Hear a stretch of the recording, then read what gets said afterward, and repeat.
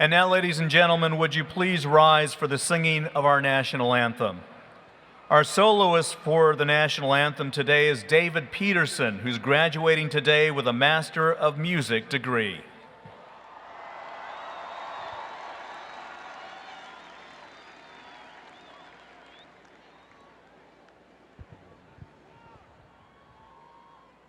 Oh, say, can you see by the dawn's early light what so proudly we hailed at the twilight's last gleaming, whose broad stripes and bright stars through the perilous fight o'er the ramparts we watched were so gallantly streaming, and the rocket's red glare, the bombs bursting in air, gave proof through the night that our flag was still there. Oh, say, does that star-spangled banner yet wave o'er the land of the free and the home of the brave?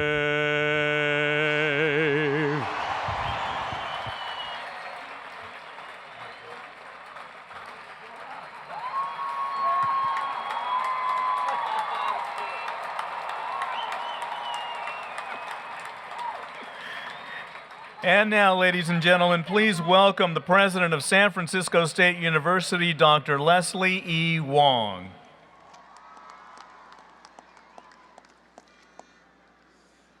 Thank you, Mr. Peterson. Ladies and gentlemen, please be seated.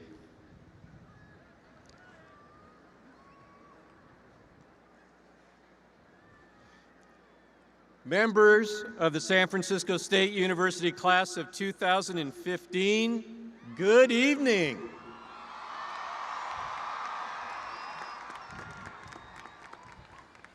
Tonight marks San Francisco State's 114th commencement celebration, but our very first at the beautiful AT&T Park. I'd like to recognize and thank the staff of AT&T Park for their generosity and assistance tonight. A warm welcome to all of our guests and to the families of our graduates. For you, as it is for them, this is a historic day. You have looked forward to this ceremony almost as eagerly as our students, and your presence this evening adds greatly to their pride and pleasure. Today, as we mark the completion of San Francisco State's 116th year, I am pleased to report that this graduating class is one of the largest and the most diverse and certainly the most accomplished in the history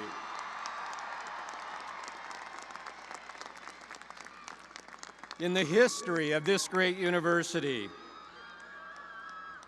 I am also proud to announce that among the members of the class of 2015 are 127 individuals whom we all owe a debt of gratitude.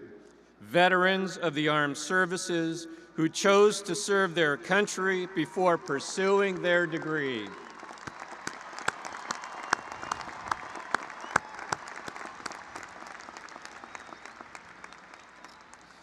To our veterans, thank you for all that you have done on our behalf. Please accept our congratulations and deeply felt gratitude.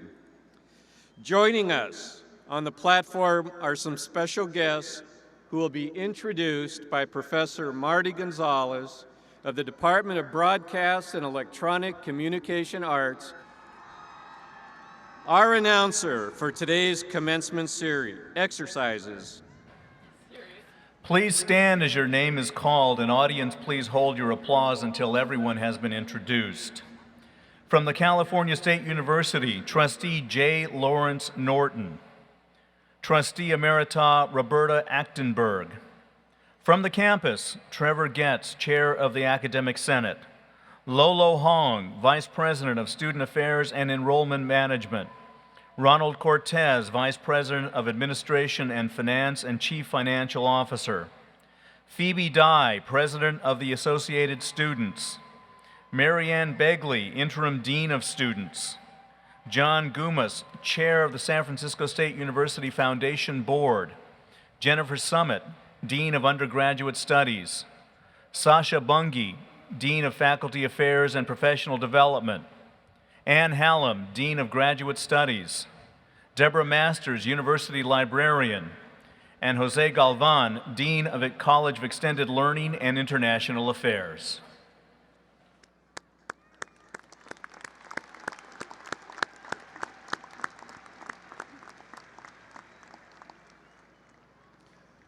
Also joining us today are representatives of the group that is the heart and soul of this great university, our outstanding faculty.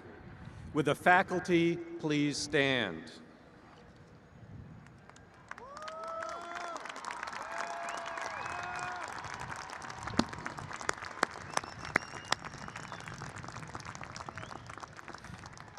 Graduates, while you have been students here, the faculty have helped you to gain knowledge of self and subject matter as they have both challenged you and supported you. As principled individuals of intellectual distinction, they also care deeply about you. I know that they feel both deep pride in your achievements and just a hint of sadness as you prepare to leave us. Please join me in a round of applause for these dedicated faculty members who have devoted their lives to teaching and learning.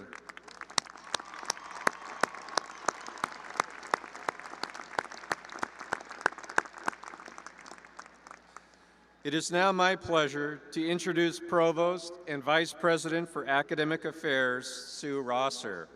Provost Rosser will begin the presentation of the undergraduate college hoods, those outstanding students selected to represent all of the undergraduate students in their respective colleges.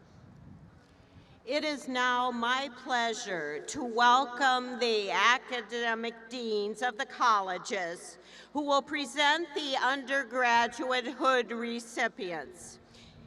The excellence they have attained is reflective of the hopes and aspirations of their fellow students. Linda Oubre, Dean of the College of Business, will now introduce the undergraduate hood recipient representing the College of Business.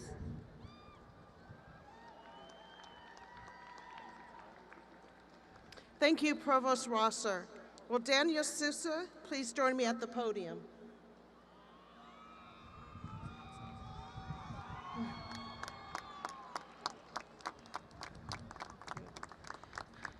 I'm very pleased to introduce this year's undergraduate hood recipient from the College of Business, Daniel Sousa, who will receive his bachelor's degree in finance. Mr. Sousa entered SF State as a freshman, pursuing his love of baseball and interest in finance. As a scholar athlete, he has been named to the prestigious California Collegiate Athletic Association All-Academic Team, the Capital One Academic All-District Baseball Team, and the Dean's List. In addition to his excellence in the classroom and on the field, Mr. Sousa's service to his teammates, college, and university has been exemplary.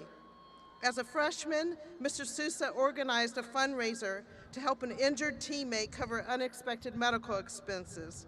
In subsequent years, Mr. Sousa has served as treasurer of the Student Athlete Advisory Committee and helped organize campus community service events, including the annual food drive and a dodgeball tournament to raise money for the Make-A-Wish Foundation.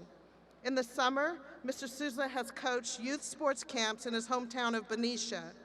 Even with this demanding schedule, Mr. Sousa worked part-time for the University Athletic Office, tutoring fellow athletes, a tradition he began in high school, and as a teaching assistant in the College of Business. As a senior captain, he has mentored fellow athletes, encouraging a balanced commitment to sports and academics. After graduation, Mr. Sousa plans to work in finance and earn an MBA. His goal is to become the CFO of a professional sports team and to create youth sports programs. Congratulations, Danny, on your success. We look forward to watching your bright future unfold.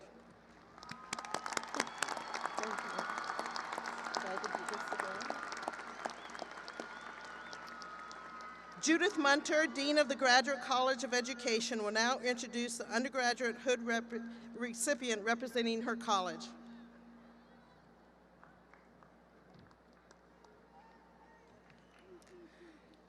Thank you, Dean Aubrey. Will Brina Miller please join me at the podium?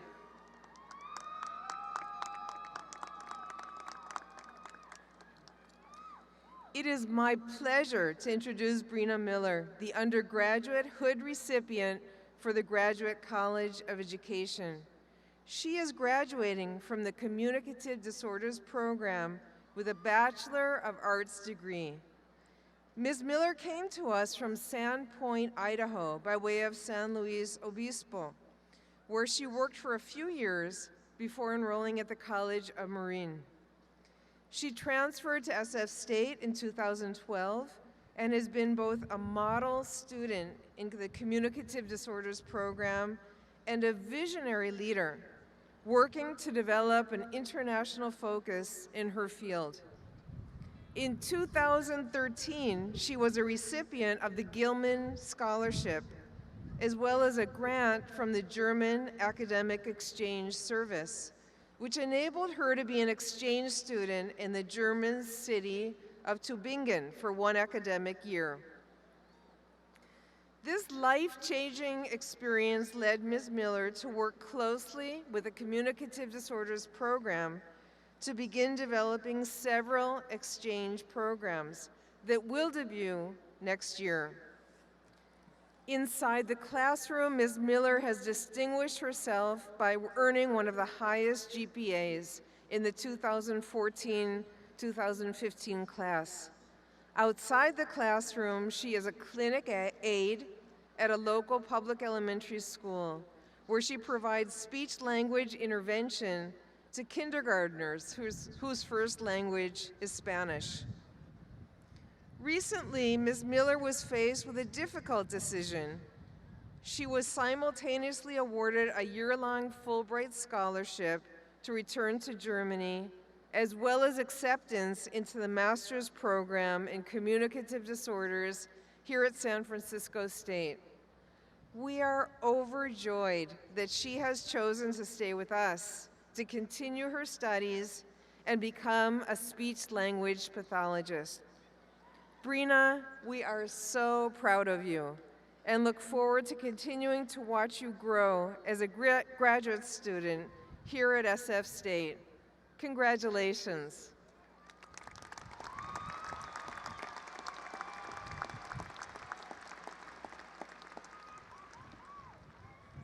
Kenneth Montero, Dean of the College of Ethnic Studies, will now introduce the undergraduate hood recipient representing his college.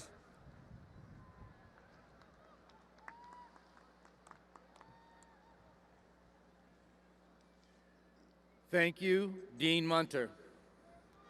Would Emily Rodriguez join me at the podium?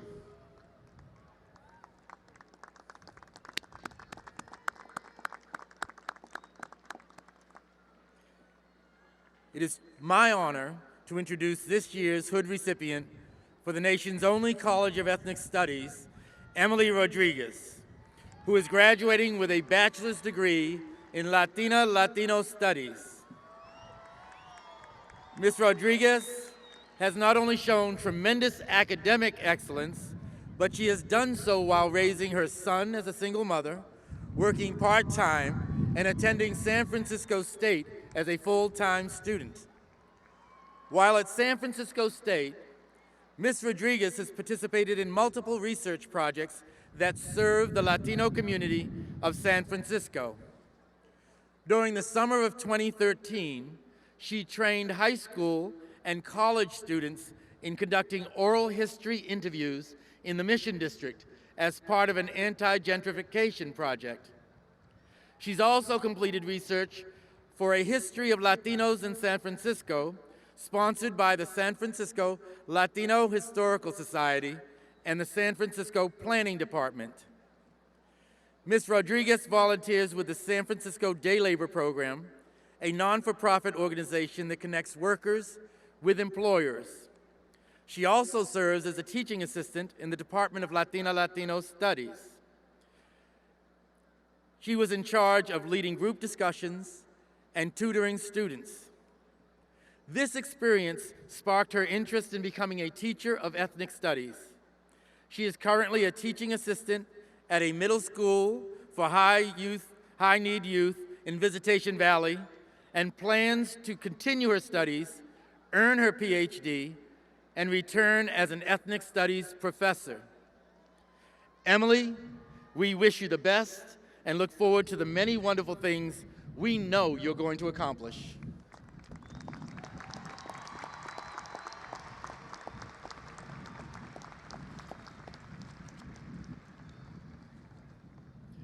Alvin Alvarez, Interim Dean of the College of Health and Social Sciences, will now introduce the undergraduate Hood recipient representing his college.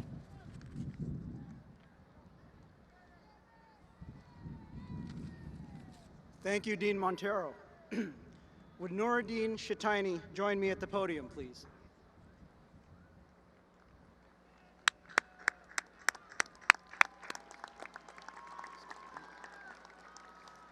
I am delighted to introduce this year's undergraduate Hood recipient for the College of Health and Social Sciences, Nuruddin Shataini, as he prefers to be known, Dino. He is graduating with a bachelor's degree in sociology. Dino is a gifted student who is analytically sharp, intellectually curious, and passionate about learning. He is also a rousing leader and a formidable public speaker who is fiercely dedicated to both critical thinking and social justice. Dino's 10-year incarceration and re-entry into civilian society has given him a keen understanding of what it means to be marginalized. He draws on his experiences very effectively in his intellectual and community work. His major research focus is one that resonates with his own life story: the economic and racial inequalities that impact crime and the criminal justice system. Dino also volunteers with Project Rebound, an innovative program on our campus that reaches out to people in prison and provides support for formerly incarcerated students on campus.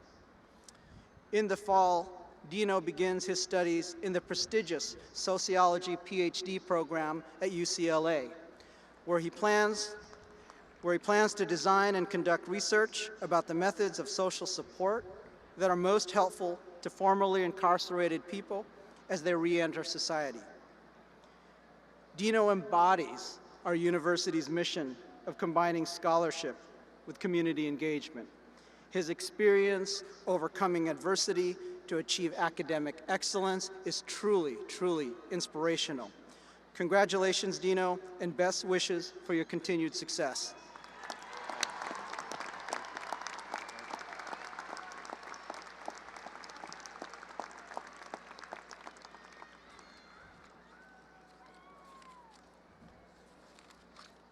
Sheldon Axler, Dean of the College of Science and Engineering, will now introduce the undergraduate Hood recipient representing that college. Dean Axler.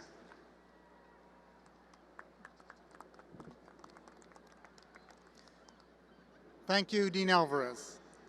Would Yi Lin Lu please join me at the podium?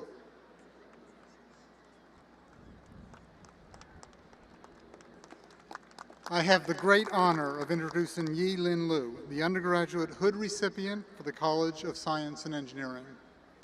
Ms. Lu is graduating magna cum laude with a BS in Atmospheric and Oceanic Sciences with a concentration in meteorology.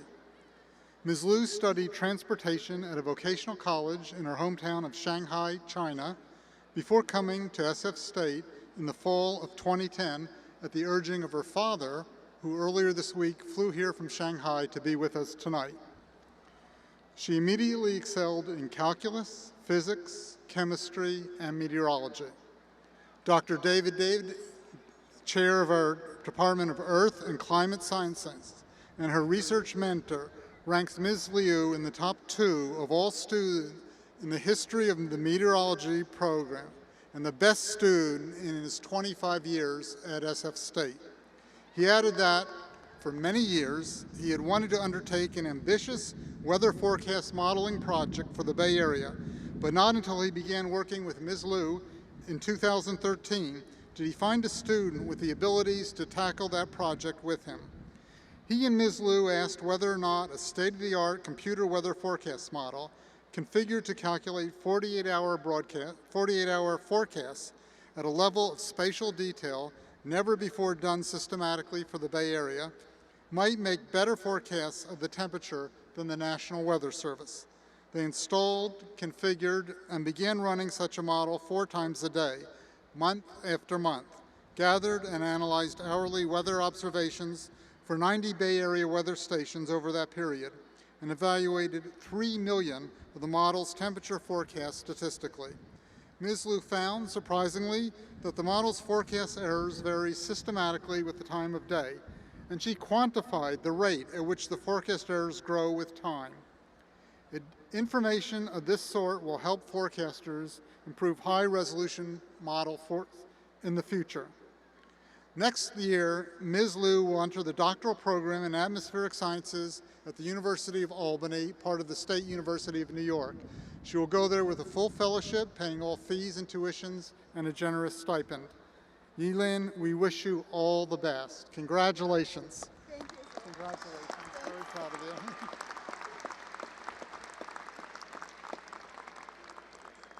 Daniel Bernardi, Dean of the College of Liberal and Creative Arts, will now introduce the undergraduate hood recipient representing his college.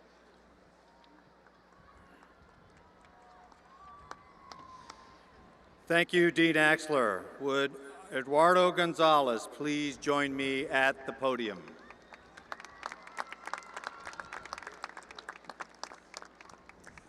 I am honored to introduce the undergraduate hood recipient for the College of Liberal and Creative Arts, Eduardo Gonzalez. He is receiving a bachelor's degree in International Relations and Political Science with a minor in Middle East and Islamic Studies. Born and raised in the San Fernando Valley in Los Angeles, Mr. Gonzalez is a first-generation college student. He came to SF State in 2011 and has been an exceptional student focused on social movements, civic engagement, and immigration. As a first-generation Mexican-American, he was interested in understanding how the political processes worked in his city, and then sought to understand how societies functioned in other parts of the world. During his 4 years at SF State, he lived in San Jose, Costa Rica for a summer while volunteering at an orphanage, and studied abroad in Istanbul, Turkey for a year.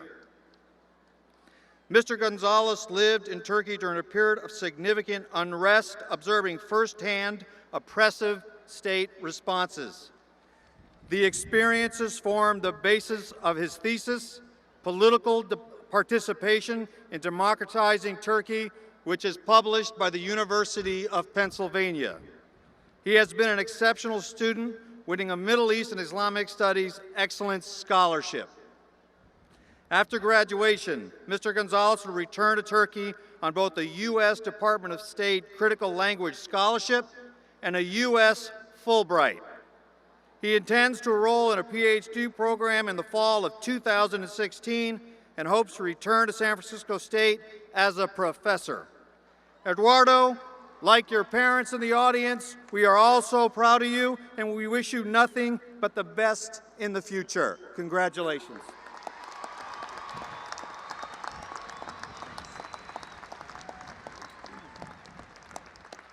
And now, ladies and gentlemen, presenting greetings on behalf of all the baccalaureate candidates graduating today is Eduardo Gonzalez, the undergrad hood from the College of Liberal and Creative Arts. Hello, class of 2015.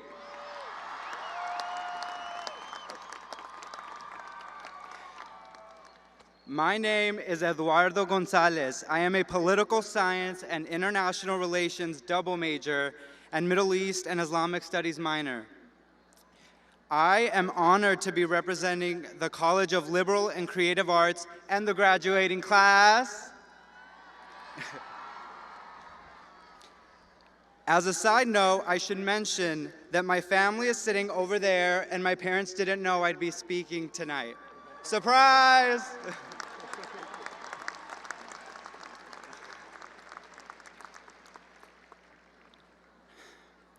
As we gather here today, decked out in our purple regalia, waiting for the speakers to finish so that we can turn our tassels from right to left and so that we can rush over to our family and friends to go out and celebrate, I want to take a minute to recognize you.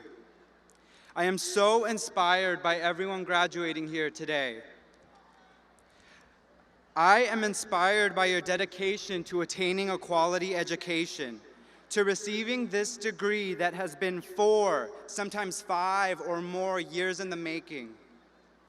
I'm inspired by your commitment to juggle full-time student status with a job, sometimes 2 or more, and still showing up to classes.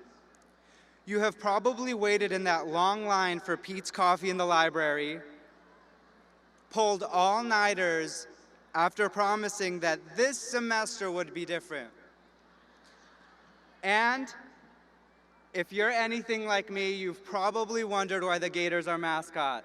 I still don't know. I also wanted to take a minute to thank all of the beaming family members and friends that could make it tonight.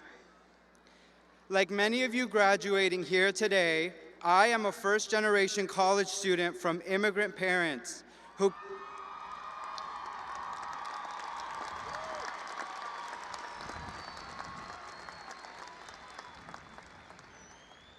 My parents came to the U.S. for a chance at a better life.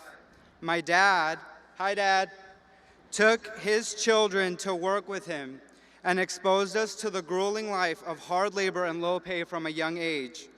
He told us that in the U.S., a formal education would open doors that had never been available to him in his country, in his case, Mexico, and that I should jump at any academic opportunities that were presented to me. As a mama's boy at heart, my mother, Elena, would always tell me to keep moving forward and that she would say a prayer for me during my exams or long work nights. Mom, I hope you're praying for me right now that I don't mess this speech up. My brother Hector kept me grounded during rough times and reminded me of past obstacles I had overcome and how this challenge too would pass. And sometimes I turned to my sister Sylvia for that daily boost of confidence and sass that we all need. And she would remind me to just work it out. These are the people that listen to us vent about professors and demanding homework assignments and told us we would get through it. They even put up with us when we were cranky, sleep-deprived, stressed-out students that just have to get through this semester. And now we get to celebrate together and share in this monumental achievement. The beauty of this city and attending San Francisco State is the diversity it offers. No matter what your background or the obstacles you have had to overcome, you are here right now and have earned your seat at AT&T Park. While I wish that I could leave you all with something profound and insightful, I, like you all, am nervous, excited, scared, and thrilled for the months that are to come. I also don't think I could do a better job than Lieutenant Governor Gavin Newsom or President Wong. So I'll leave it up to them. But I will leave you with 3 lessons that I follow regularly that have worked for me thus far. Set goals constantly. Find the joy in everything you have to do. This includes the things that you have to do. And enjoy the ride. Thank you and congratulations.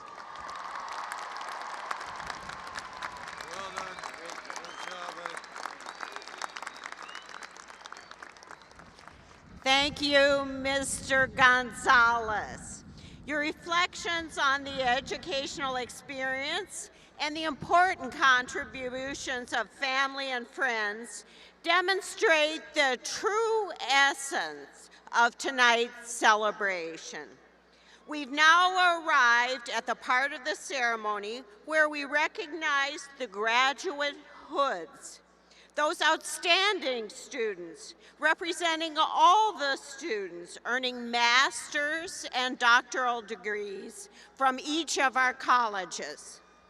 Their scholarly success showcases the intellect and dedication characteristic of all our graduates. Once again, I invite Linda Oubre, Dean of the College of Business, to introduce the Graduate Hood recipient representing the College of Business. Thank you, Provost Rosser. Will Ashley Lynn Collins please join me at the podium? I'm pleased to introduce the Graduate Hood representing the College of Business, Ashley Lynn Collins. Ms. Collins' culminating experience project is a strategic analysis of Pulpworks, a sustainable packaging startup. Her project made recommendations on new markets to enter, how to successfully attract and retain customers, and the development of an innovative business-level strategy. Ms. Collins has served as co-leader of the SF State Chapter of Net Impact, an organization for students and professionals interested in using business skills in support of social and environmental causes. In April, Collins and her Net Impact team won first place in a competition among local universities focused on developing solutions to real-world challenges faced by Pacific Gas and Electric. Ms. Collins has also served as a student ambassador for the graduate business programs and has been involved with the College of Business Graduate Curriculum Task Force. Congratulations on all of your achievements, Ashley, and best of luck in your future career.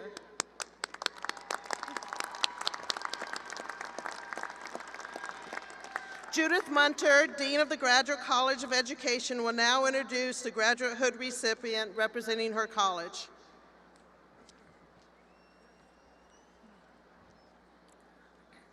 Thank you, Dean Oubre.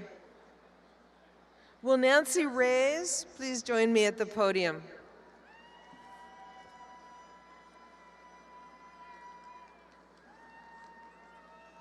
I am very pleased to introduce Nancy Reyes, who is the Graduate Hood recipient for the Graduate College of Education. Nancy is receiving her Doctorate of Education in Educational Leadership. As an academic counselor at Hartnell College in Salinas, Ms. Reyes works with students who are often overlooked and marginalized in education, specifically Latino students from farm worker families. She not only strives to be their advocate, but also instills in them that their voices matter and that they have the agency to achieve their dreams. Her dissertation, The Desire to Persist, Voices of First-Generation Latino Community College Students, is a catalyst for dialogue and change. It explores why low-income Latino students from farm worker families leave community college, and finds that it is often because they feel like their decision to pursue their education has been invalidated, either at school or at home. Her dissertation proposes ways that colleges can create a welcoming atmosphere where students are validated, persist, and achieve their academic goals. Please join me in congratulating Dr. Nancy Reyes on her remarkable work and achievement.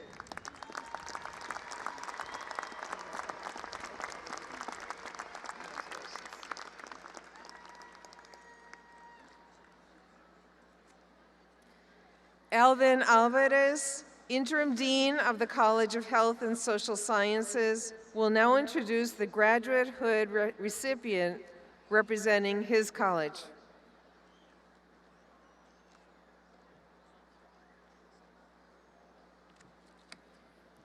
Thank you, Dean Munter. Would David Stuppelbein join me at the podium, please?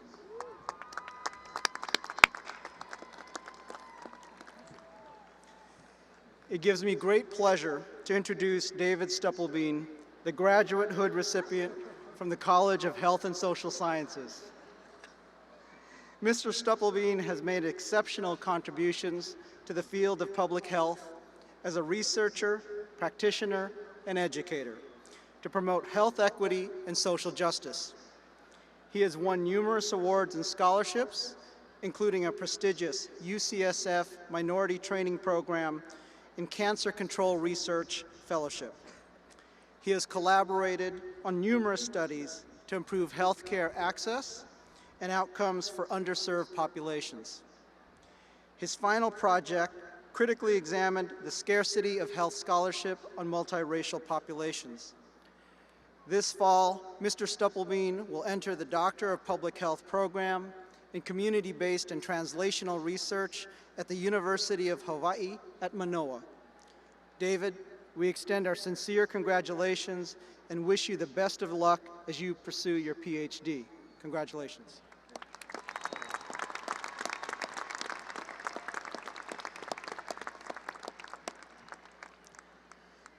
Daniel Bernardi, Interim Dean of the College of Liberal and Creative Arts, will now introduce the Graduate Hood recipient representing his college. Dean Bernardi.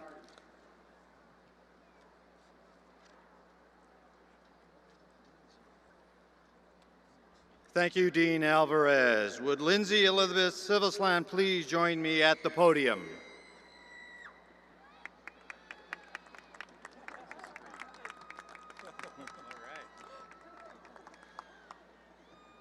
It is my privilege to introduce the Graduate Hood recipient for the College of Liberal and Creative Arts, Lindsay.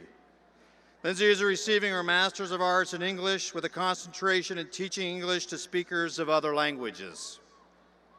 Drawing on her studies as well as her experience teaching at SF State's American Language Institute, or ALI, Lindsay has created innovative teaching materials.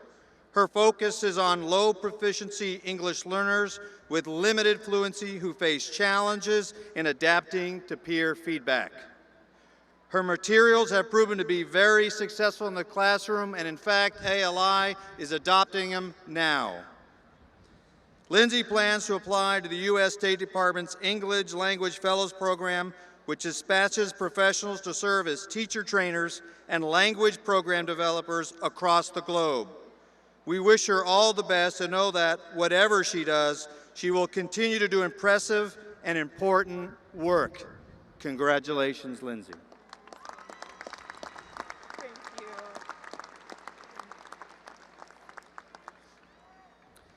Sheldon Axler, Dean of the College of Science and Engineering, will now introduce the Graduate Hood recipient representing his college. Thank you, Dean Bernardi. Will April Toledo please join me at the podium?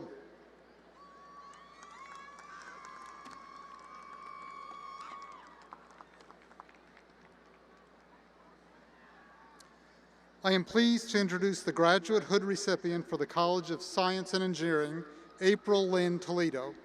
Ms. Toledo is receiving her Master's of Science in Chemistry with an emphasis on biochemistry.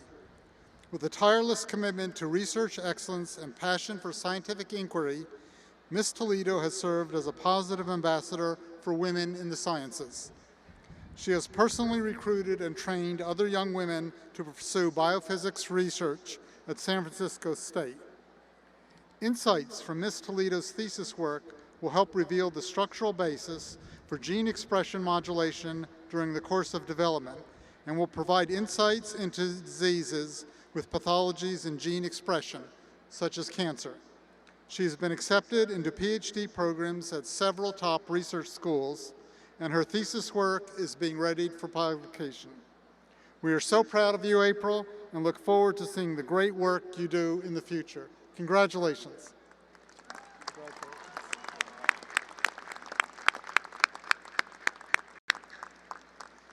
Ken Montero, Dean of the College of Ethnic Studies, will now introduce the graduate hood recipient representing his college.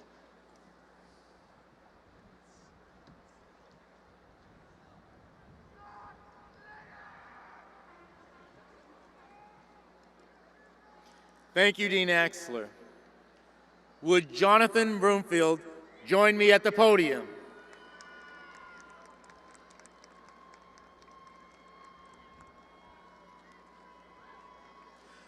I'm pleased to recognize the graduate hood from the College of Ethnic Studies, Jonathan Broomfield.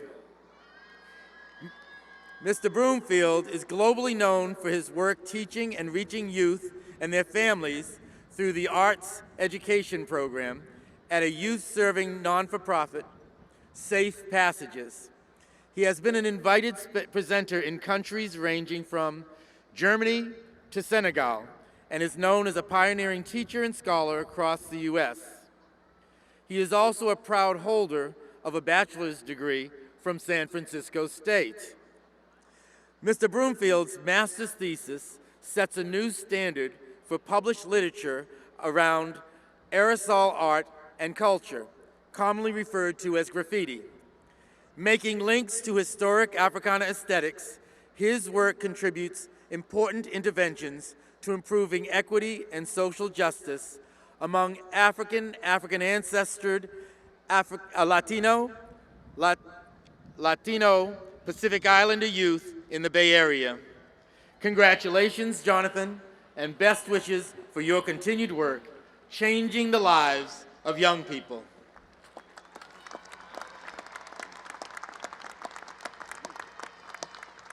And now, ladies and gentlemen, presenting greetings on behalf of all the master's and doctoral degree candidates graduating today is Jonathan Broomfield, the graduate hood from the College of Ethnic Studies. Thank you. No matter what discipline you obtain your scholarship in from San Francisco State University, the overarching goal has always been to take your education back to communities faced with social justice issues and be of service. As an undergraduate and/or graduate student, the only way to see if your education is of any value is to put it to use in your community. To make it to this point in our education, we must give thanks to our elders in 1968 and 69 who fought for the establishment of ethnic studies within higher education. Through the work of the Black Student Union, the Third World Liberation Front, and faculty, a legacy of scholarship and community work has transformed the local and national landscape. Professors such as Dr. Obenga, Dr. Hubbard, Dr. Nobles, Dr. Richards, Dr. Chishaka, Dr. Wabogo, and rest in peace to Dr. Head. These were some of the great scholars who taught me in my undergraduate years at State. They taught me the value of culture, but also the purpose of my education, to give back. The social climate of this country today was very similar to the social toxins and inequalities that plagued my city years ago. Through Black Studies, La Raza Studies, and even criminal justice being offered as a cluster course, many students such as myself were able to learn methods of change that we could implement with our community's guidance. Through ethnic studies, students transitioned from graduation into professions that advocated for social change, from creating transformative nonprofits to impacting the public school systems. Students who come to State value their education and the legacy of social change agents this university produces. In my years as an undergraduate, the professors would tell us the only way to see if your education is real is to put it to use in your community. That message was ingrained in every discipline here on campus, from my business and engineer major friends to the art and social science students I hung out with. They all went back to their respective communities and put their education to use for the people. I returned to San Francisco State because of this quality of education I received as an undergrad, but also because of the impact my education has had on youth throughout the country and abroad. The legacy of great scholars at State who are still deeply rooted in their communities continues. Professors like Dr. Chu, Dr. Jenwright, Dr. McDougall, Dr. Jolivet, Dr. Collins, Dr. Ben, Dr. Duncan Andrade, and Dr. Deff have given me the guidance and tools to further the work being done in my community by young people. When the youth ask me for the solutions to their oppressive conditions, the guidance from these greats, such as the ones I have mentioned, helped me to find the way where many saw none. I give thanks for the visions of our ancestors who have paved the way for us to sit here today and be able to achieve a higher education. We are not higher than anyone else in our environments. We are only now more helpful. Take the opportunity you have worked so hard for to provide that privilege to a young person who has been given up on, or by an educational system who has not educated them.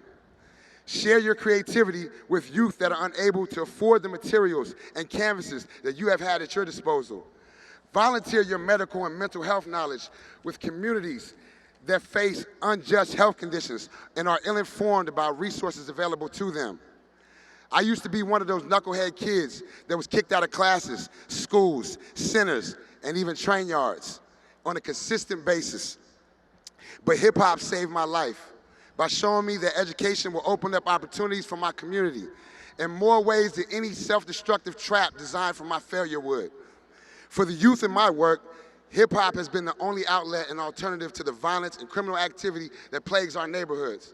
The young people have after-school programs now devoted to exposing them to the core elements of hip-hop culture and the social change that comes from its positive practices.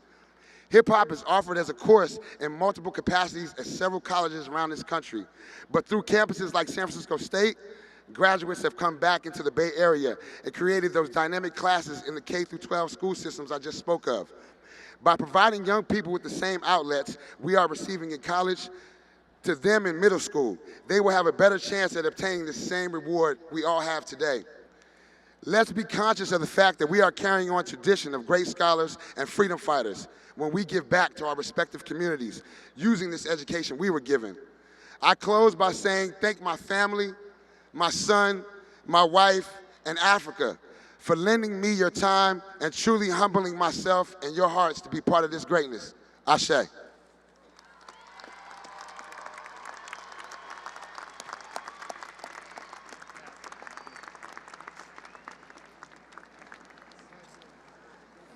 Thank you, Mr. Brumfield.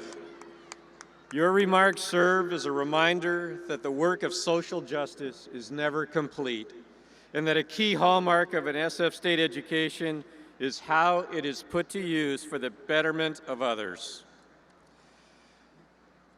Highlights of the 2014-15 academic year helped to shape and define the memories of this graduating class.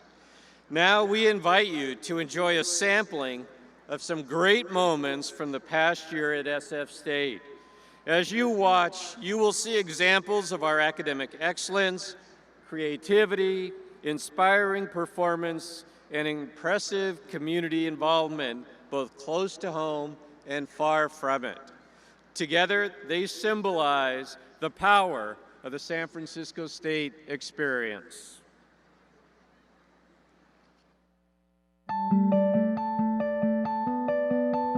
This is for the students. How y'all doing?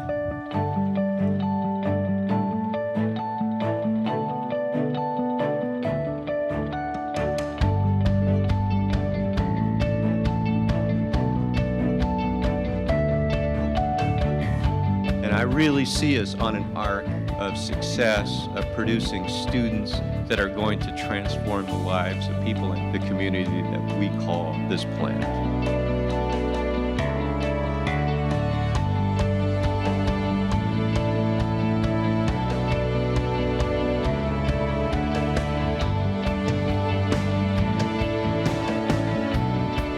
begin to school that part of yourself, and you begin to know it. That's why practicing, being in school, getting an education is so good, because you have a chance to confront that part of yourself that never goes away.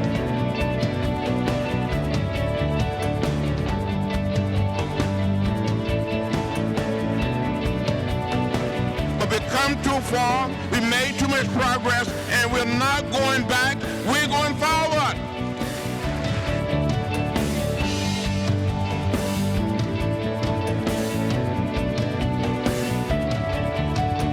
Going back on his jacks and still going back. He's at the track, he dives, and he made the catch!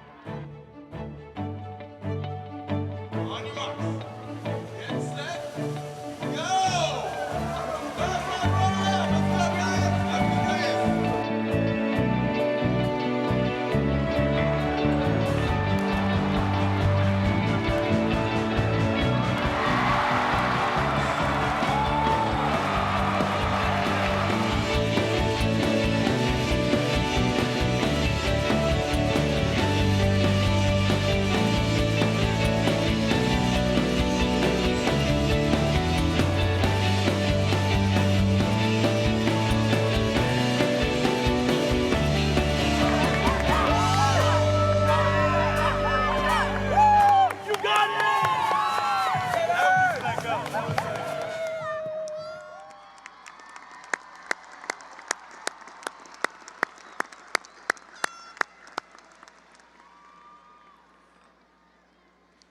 I have to tell you, I love that video.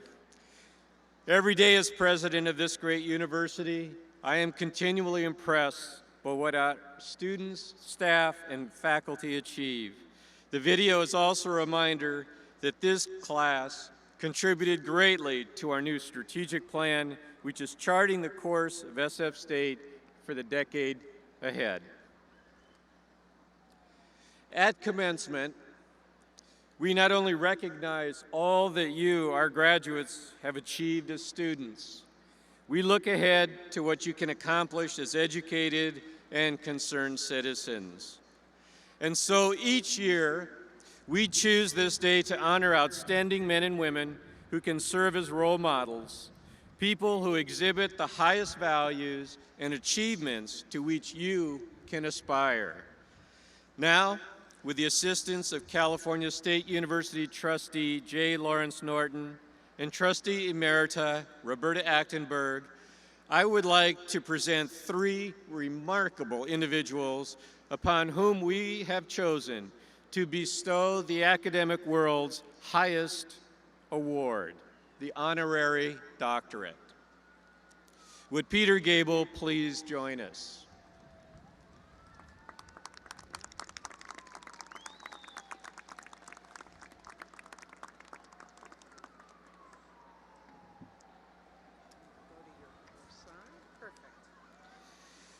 When Peter Gable joined other legal scholars in founding the critical legal studies movement some 30 years ago, he initiated a blueprint for the reflective thinking that would exemplify his life as a lawyer, scholar, educator, author, and activist.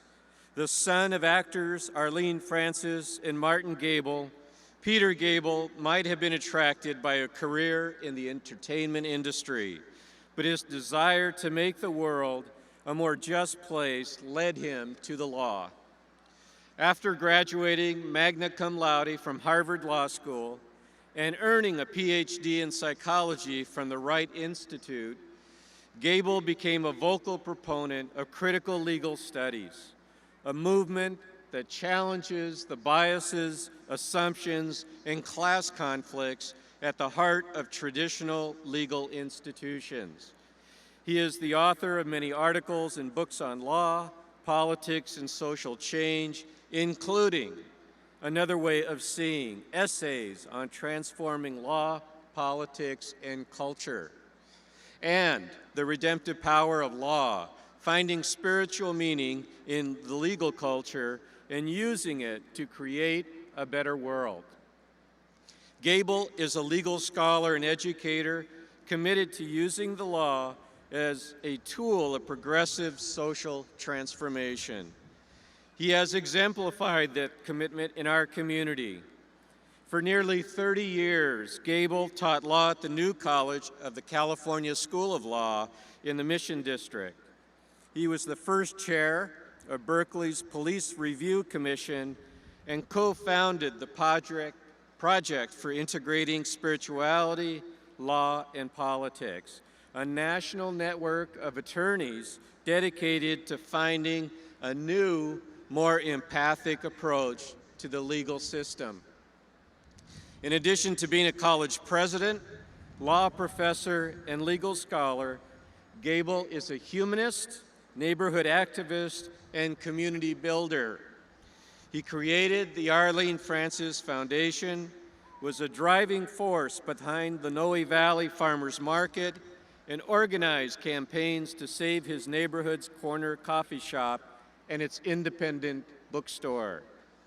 In recognition of his extraordinary contributions to legal scholarship, our community, and our ability to consider a different order of things, the California State University and San Francisco State University are honored to bestow upon Peter Gable the honorary degree Doctor of Laws.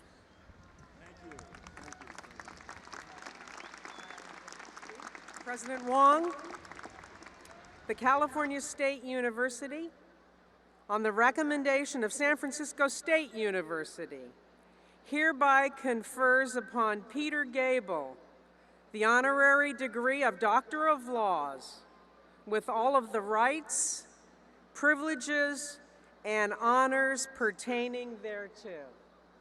Thank you. Thank you. He's gonna, Is this it? that's it. Thank you, dear. Thank you very much, President. Thank you. Well deserved. Thank you. Thank you very much, President Wong and Roberta Achtenberg. I'm especially honored and grateful to be receiving this recognition from such a wonderful and important university that has always placed in the forefront its commitment to linking education with the creation of a more humane and just world.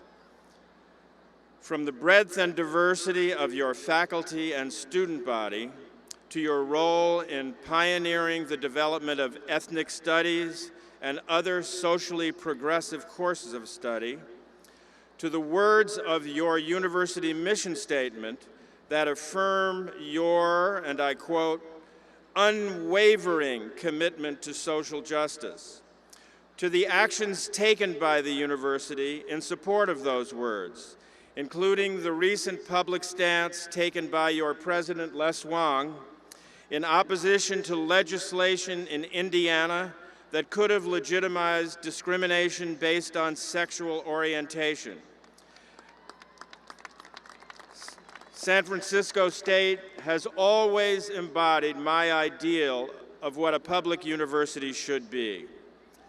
And in addition, I'm happy and proud that my son Sam is a student here, studying, among other things, the relationship between hip-hop, globalization, and social change. So thank you very, very much for inviting me to receive this honorary degree. When I graduated from college in 1968, my father gave me two choices: either make $1 million by the time you're 30 or get a seat on the Supreme Court.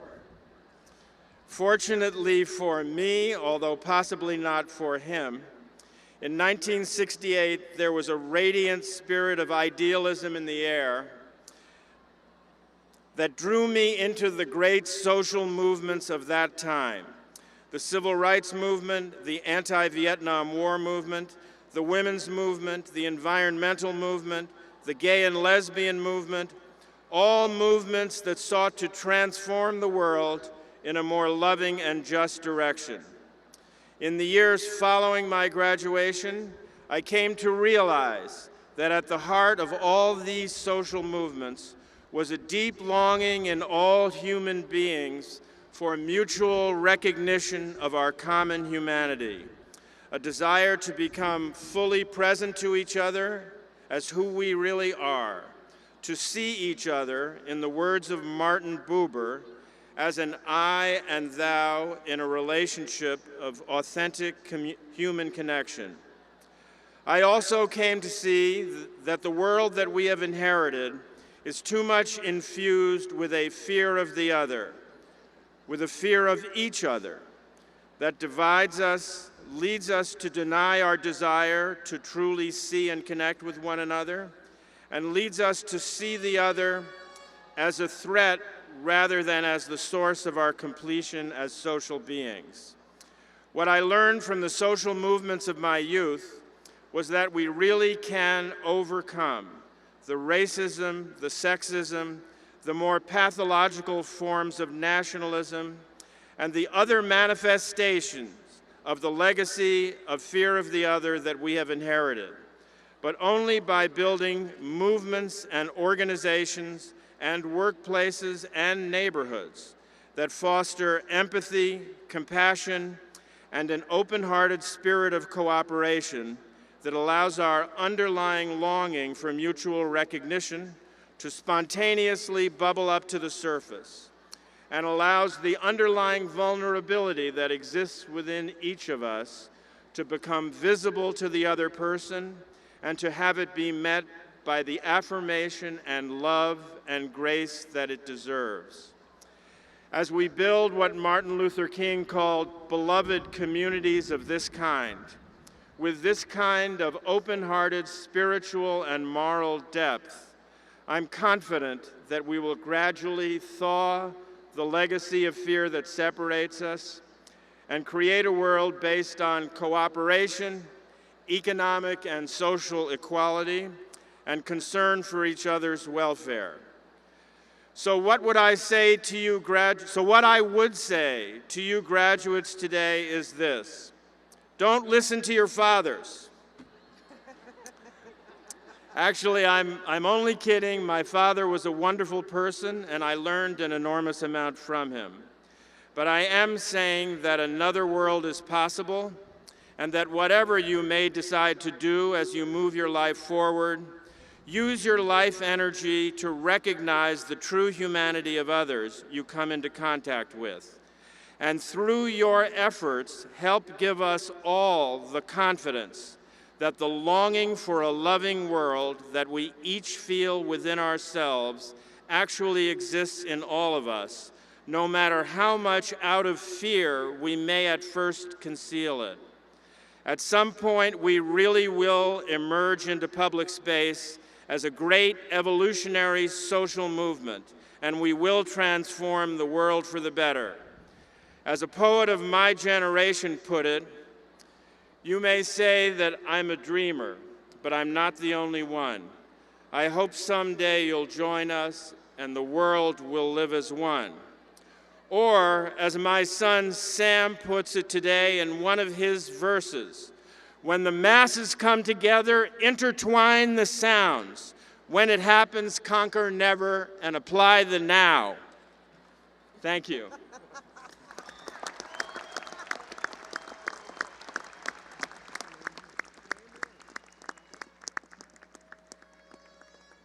That was excellent, Peter.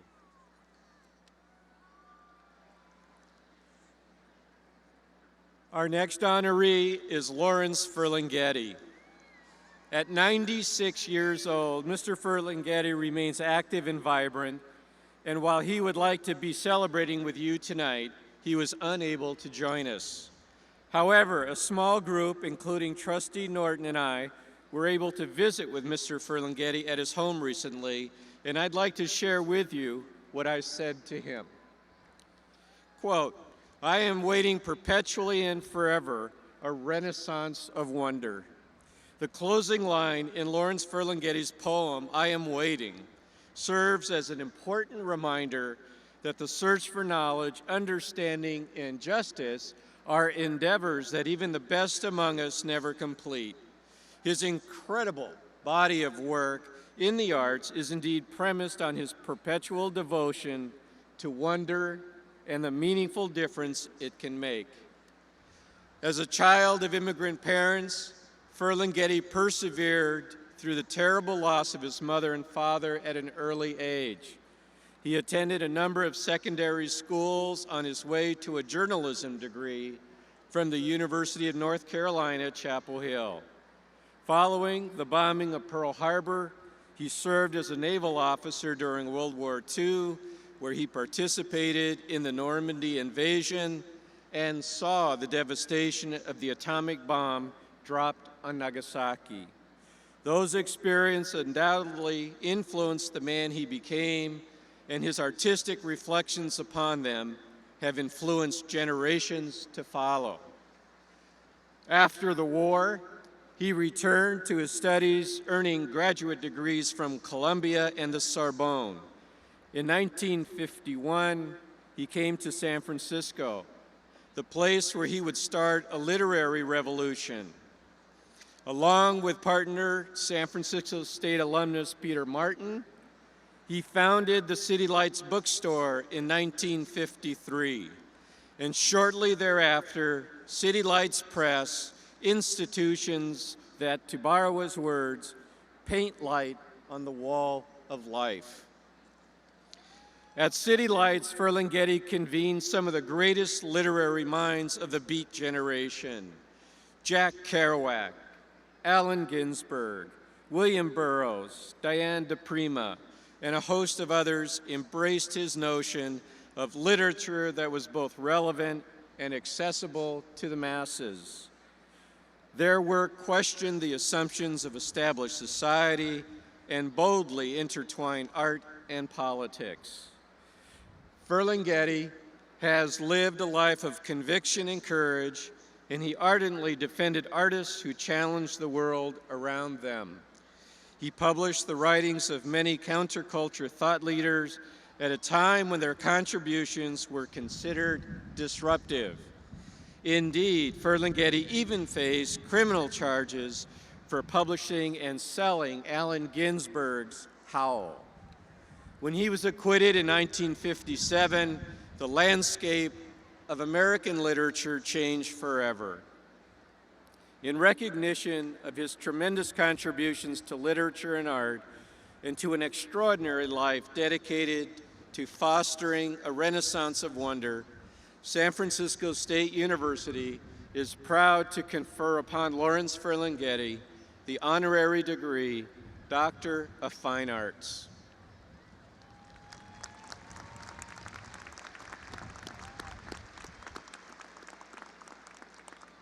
The California State University, on recommendation of San Francisco State University, hereby confers on Lawrence Ferlinghetti the honorary degree of Doctor of Fine Arts with all of the rights, privileges, and honors pertaining thereto.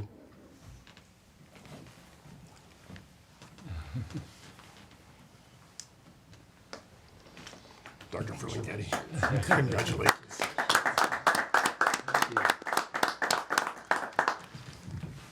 I'm really happy to be formally associated with the university that supports the great San Francisco Poetry Center, which has presented practically all the great American poets and recorded them.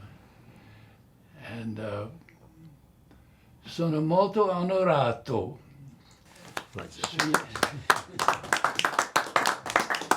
Thank you very much. Thank you.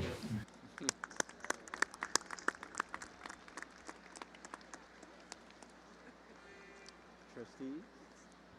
Would Annette Benning please join us? All right.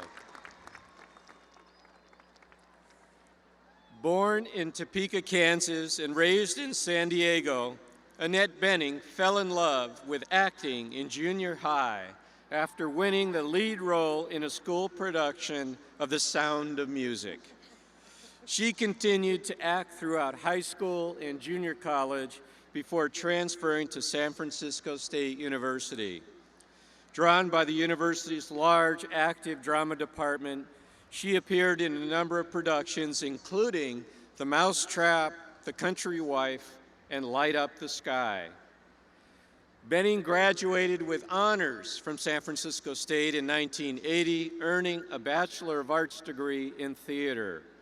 She then joined the American Conservatory Theater Acting Company in San Francisco, where she acted, taught, and won acclaim for such performances as Shakespeare's Lady Macbeth.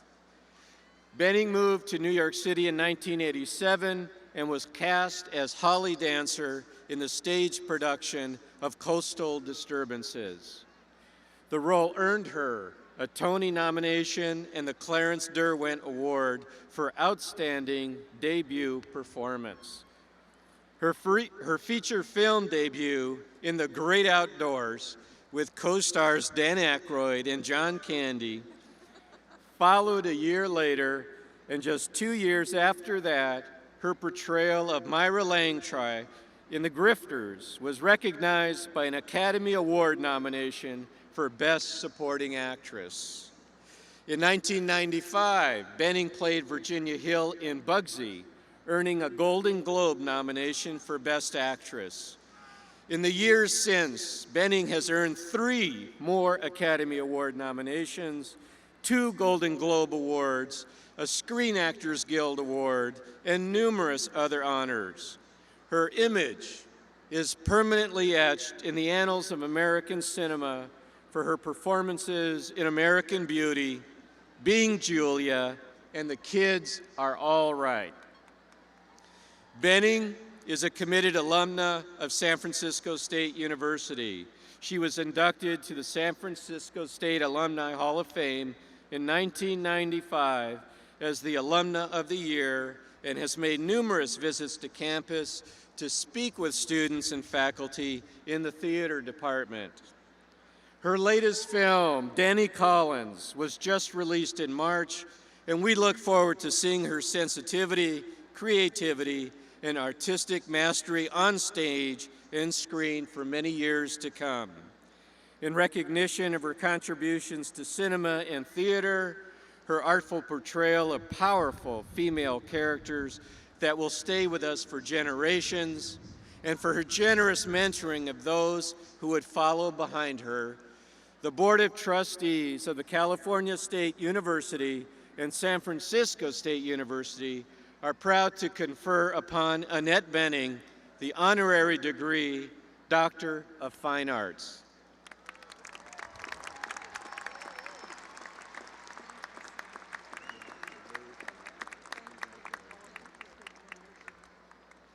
On the recommendation of San Francisco State University, hereby confers on Annette Benning the honorary degree of Doctor of Fine Arts with all the rights, privileges, and honors pertaining thereto.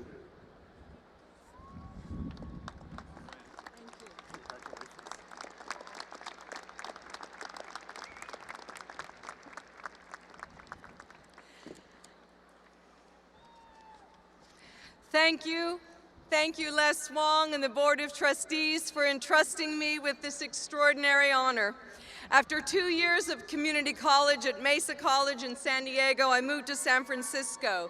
For me, it was a dream come true to move to this extraordinary city in 1978 and go to college, to begin to feel a part of its vitality and culture, its liberalism and tolerance. In my first semester, one day the campus fell into a shocked hush. Classes were canceled when word went round that Supervisor Harvey Milk, the first openly gay public official in the country, and George Moscone, our mayor, had been killed. It was a devastating loss for this city. But as I stand here 33 years later, I know that the spirit of Harvey Milk carried on. His spirit of love, inclusiveness, and speaking truth to power lives on.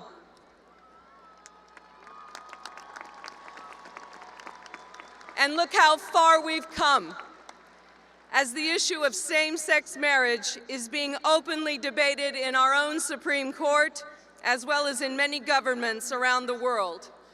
But my craft is not politics. My craft is acting. As actors, we are trying to take our own specific individuality, our personal experience, our pit of the stomach essence of being human, and we're trying to reveal that. Acting is less about putting on a mask. It's more about taking one off. I don't know why, but I've always carried in my heart a basic joy and faith in life, and I've tried to express this in my love of family and my work. This honor renews and refreshes my energy to do my best to live up to the ideals I began to form as a student at San Francisco State.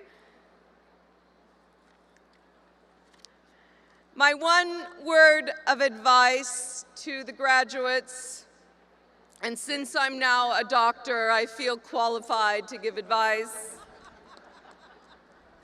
Keep the people you love close.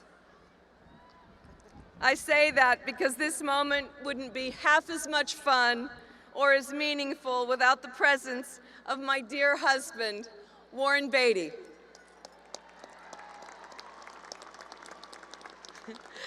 I gave him 4 children, and he gave me his life. Thank you. Congratulations to all of you.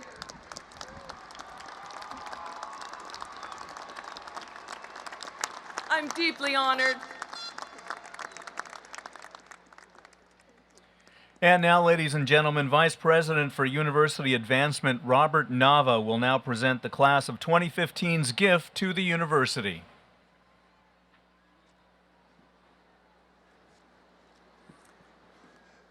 Greetings, class of 2015.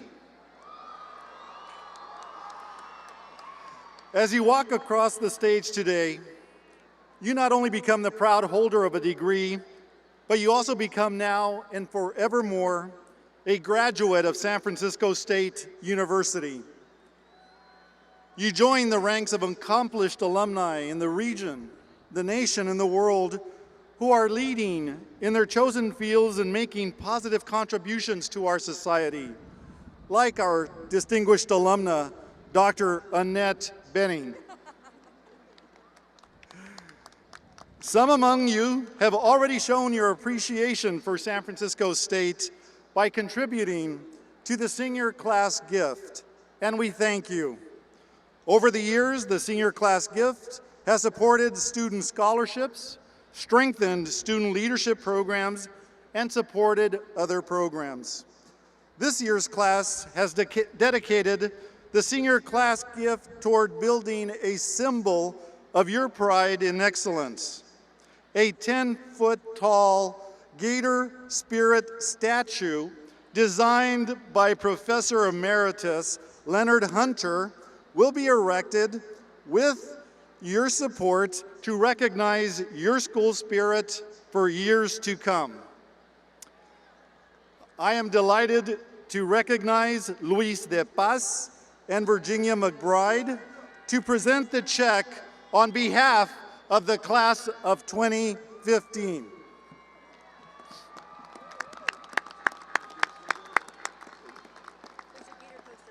And there's a gator poster. Thank you. Thank you so much. Congratulations, class of 2015. Thank you. Good job, guys.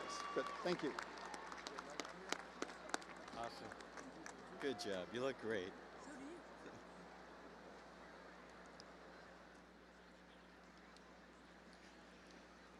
It is now my pleasure to introduce California's Lieutenant Governor, the Honorable Gavin Newsom.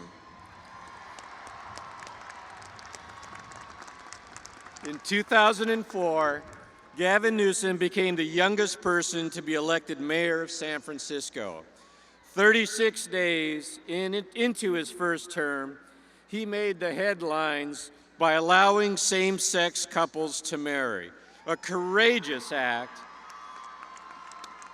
that brought criticism from many of his Democratic colleagues at the time, but almost all of them are singing a different tune these days. As Mayor, Newsom worked with San Francisco State on a variety of initiatives, including the San Francisco Promise, a collaboration with the San Francisco Unified School District to help middle school students prepare for college, and the Willie L. Brown Jr. Fellowship Program, which prepares students for public service jobs in county and state government. Newsom was elected Lieutenant Governor of California in 2010 and was re-elected last fall. As Lieutenant Governor, he serves as the President of the California State Senate and, among other duties, is a University of California Regent and a trustee of the California State University System. Throughout his career, Lieutenant Governor Newsom has been a strong advocate for California's world-renowned higher education systems. He has shown principled, fearless, and innovative leadership that exemplifies the values of courage, equity, and resilience that we stand for at San Francisco State. We are very honored to welcome your commencement speaker, the Honorable Gavin Newsom.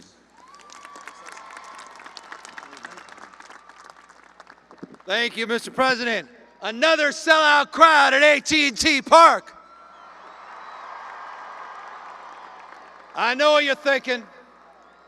Where the hell is the governor? Why are we stuck with this guy? Always a bridesmaid, lieutenant governors. But I'm grateful Leslie made the phone call. I'm grateful for the opportunity to share a few words with you, and I know what's on your mind because I decided to do something a little bit differently. I actually asked you what you wanted me to talk about, and this turned out to be a huge mistake. I will never do this again. Literally thousands of you decided to take up the call. I will not go into detail about what many of you said, but let's just say most of it cannot be repeated in public. Many of you made the point that it really doesn't matter what the hell you say, we're not going to remember it anyway. Someone said, this one hurt. This one hurt me a lot. Someone said, not again. You spoke at my community college graduation, and it was terrible. Others were at least a little more friendly. They said, where the hell's your wife? She's a hell of a lot better speaker. At least that one was closer to home. May I suggest that it got a little racy, I'll admit it, some of these. But this one, I thought this was going to start out nice. They said, may I suggest you give your speech without a shirt on? I was thinking, that's what I was thinking. I was starting to feel, my spirits were lifted until I read on. Said, not because we won't be repulsed, but it will just simply be a more interesting conversation than whatever you're going to say after the ceremony is done. There were a few legitimate ones. I got to tell you, you know what? I was surprised by this. They said, can you just please tell them that it's still okay to live with your parents? How many of you are still living with your parents? Damn. I know the economy's tough. But, and here was the best one of all. This one is the best one of all. It says, just tell them this, no matter how big you get, no matter how far you go, always remember to call your mother. Good advice. Good advice. Well, I know I'm the only thing standing between you and the conferral degrees, so the other advice was you better keep this short because if you keep talking, I'm out of here. So let me do my best. I was going to say all this stuff, but I'll pick up. There were two other themes. There were actually 5 or 6, but there were 2 other, I thought, important themes that came through in the crowdsourced speech that I'm about to give. And that was the importance of diversity. And you heard a little of that from Eduardo and Jonathan, and Peter reinforced that. So I want to begin there, because I think it's a profoundly important point. And you can't be here at SF State, you can't be here in San Francisco without thinking about the following. I don't know if you're like me, but it can get pretty damn depressing waking up and turning on the TV every day and listening to the radio and the news, where literally nations and people are being torn apart because of racial and religious and ethnic controversies that are fueling fanaticism and fueling terror. But think about this. Think about where we are. Think about all of you. Here we are in San Francisco, one of the most diverse cities, in one of the most diverse regions, in the most diverse state, California, in the world's most diverse democracy, the United States of America. And I heard Bill Clinton literally say this a week ago. He said, the world looks to us, to you, to see that it's possible to live together, to advance together, and prosper together across every conceivable and imaginable difference. What makes San Francisco State not just good, but great, what makes this city not just good, but great, at our best, we don't just tolerate our diversity, we celebrate our diversity. It's a powerful point. Sure, we celebrate all those interesting differences, but at the end of the day, Peter made this point, at the end of the day, we unite around our common humanity. Dr. King was right. We are all bound together by a web of mutuality. We are all in this together. It's about communitarianism. It's about reconciling those differences. Number two, it just seems appropriate after I got all the advice to, well, just say what Steve Jobs said. That ain't even fair. Underneath all of your comments and suggestions was a question about leadership. You guys all seem starved for heroes. But it was interesting when I went through all your comments, it struck me that you were focusing on titles. You were focusing on being something in order to do something. And I thought you guys got it all wrong. Think about this. I just finally saw that movie, Selma. It took me a while. It's a wonderful movie. But it's interesting. It reminded me, you know, the most transformational leaders in our history had a few things in common. Think about Dr. King. Think about Martin Luther King. We didn't just celebrate a year ago that March on Washington celebrating former President Martin Luther King. We celebrated an extraordinary leader. We don't celebrate out here in California former Governor Cesar Chavez Day. We don't celebrate the life and times of a former Prime Minister by the name of Gandhi. It's interesting, isn't it? Remember when Nelson Mandela was getting sick a year and a half, 2 years ago, and folks were lamenting he was back in hospital, in and out of hospital. It kept saying on the screens and all those cable shows, it so often said, leader Nelson Mandela rehospitalized. It rarely said ex-president Nelson Mandela rehospitalized. I remember graduating a few years ago, and at the time there was a remarkable leader, the last name of Havel, something called the Velvet Revolution. He became president of Czechoslovakia. And it's interesting, he wrote extensively how becoming president de-geniused him. He talked about the constraints of office. And it got me thinking, what do Havel, Mandela, King, and Gandhi, what do they all have in common at the peak of their influence? At the peak of their influence. Think 1988, 85, 59, pick a date with Gandhi in 1919, 20, 21, I don't know the exact date. Think about two things they had in common. Well, you know one of them if you're students of history. One of them was jail time. I'm not recommending that. I'm just suggesting a point. The other thing was they exercised their moral authority. They didn't wait around to be something to do something. We could go on and talking about the life of Martin Luther King, but I bet some of you would struggle to tell me 2 or 3 things he did outside of Constitution in his one term as president, but you could go on and talk about his transformational leadership. The long-winded point is you don't have to be something to do something. Take responsibility. Step up and step in. Because at the end of the day, folks, we are our behaviors. I'm spending a lot of time in LA. Eat your heart out, Dodgers. I'm here with the Giants fans. And I was down, and Annette knows this. I don't know if any of you have been down to LA. There's a version of the 101 called the 405. Man, a lot of traffic. And there was this great billboard a few years back. It says, "You're not stuck in traffic." And you're like, how the hell, who put this billboard up?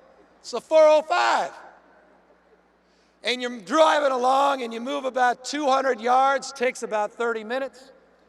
You get closer to the billboard and you realize underneath the bold letters that say you're not stuck in traffic, in parentheses it says, "You are traffic." Think about that. Society becomes how we behave. We are our behaviors. We are our dysfunctional systems. We are the things we struggle about and the things we celebrate. So my long-winded message to you is take account. Life can either happen to you or for you. You got to step up. You got to step in. Don't be a bystander. You have agency to change the course of things, to solve the big challenges. But my final message is this, because you all express this as well, a hell of a lot of anxiety.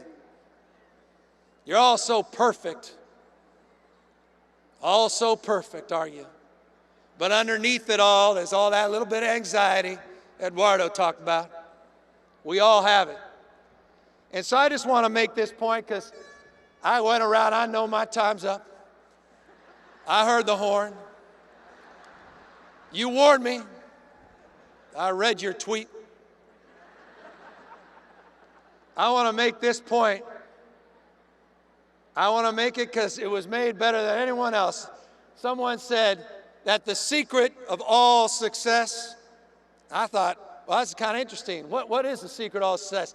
They said the secret of all success is moving from failure to failure with enthusiasm.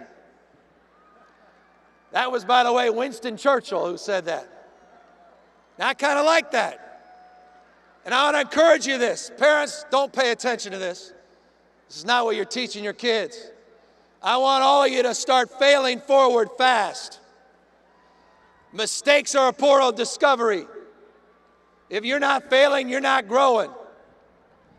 I have a business. I'm proud. I got 19 businesses, close to 1,000 employees. I say not to impress you, but to impress upon you.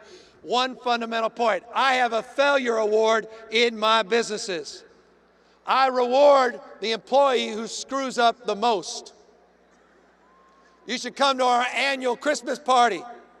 We have January's failure trying to compete with February's failure.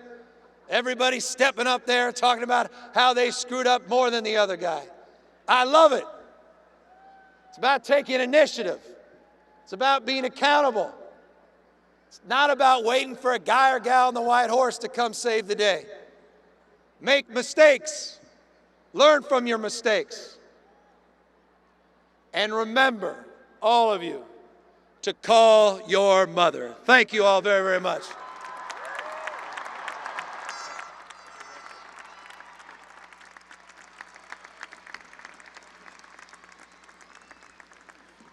Thank you, Lieutenant Governor Newsom, for words that could not be more appropriate for our graduates. More evidence that crowdsourcing works. You remind our graduates that the world deeply needs their talents, their involvement, and their lifelong commitment to each other and the greater good. In part, due to your steadfast support for our students, I can assure you that they are ready to meet the challenge. We now begin the conferral of degrees. Provost and Vice President of Academic Affairs Sue Rosser, please come forward. And we invite the deans to take their place at their respective stages. And now, for the moment for which we all are waiting. Yay! I will now ask each degree type to stand and remain standing until all degree types are announced. Will the candidates for the degree Doctor of Philosophy and Special Education please rise? Will the candidates for the degree Doctor of Physical Therapy please rise? Will the candidates for the degree Doctor of Education in Education Leadership please rise? Will the candidates for the degree Master of Music please rise? Will the candidates for the degree Master of Public Health please rise? Will the candidates for the degree Master of Social Work please rise? Will the candidates for the degree Master of Public Administration please rise? Will the candidates for the degree Master of Fine Arts please rise? Will the candidates for the degree Master of Business Administration please rise? Will the candidates for the degree Master of Science please rise? Will the candidates for the degree Master of Arts please rise? Will the candidates for the degree Bachelor of Music please rise? Will the candidates for the degree Bachelor of Science please rise? And will the candidates for the degree Bachelor of Arts please rise?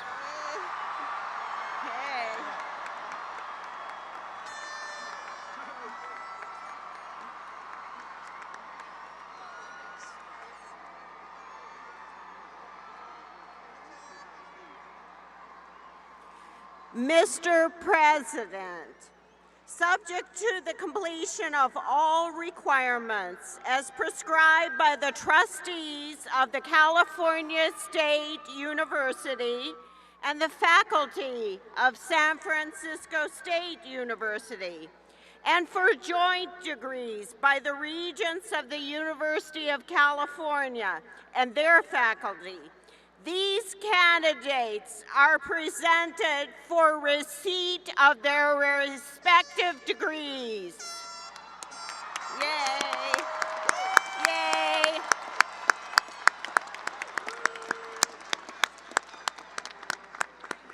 Upon the recommendation of the administrative and teaching faculty of San Francisco State University, and for joint degrees, the faculty of the University of California, and by the authority vested in me as president of the university by the state of California, I confer upon each of you who have completed the requirements the degree for which you are listed in the commencement program, together with all the rights, privileges, and responsibilities attached thereto.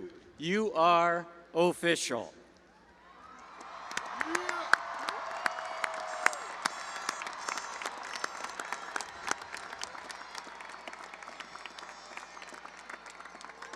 It is customary that those receiving the baccalaureate degree move the tassels on their caps from the right to the left side. Yay. I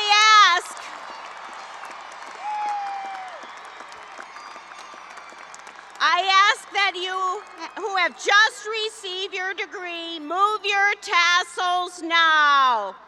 You've just graduated! Yay!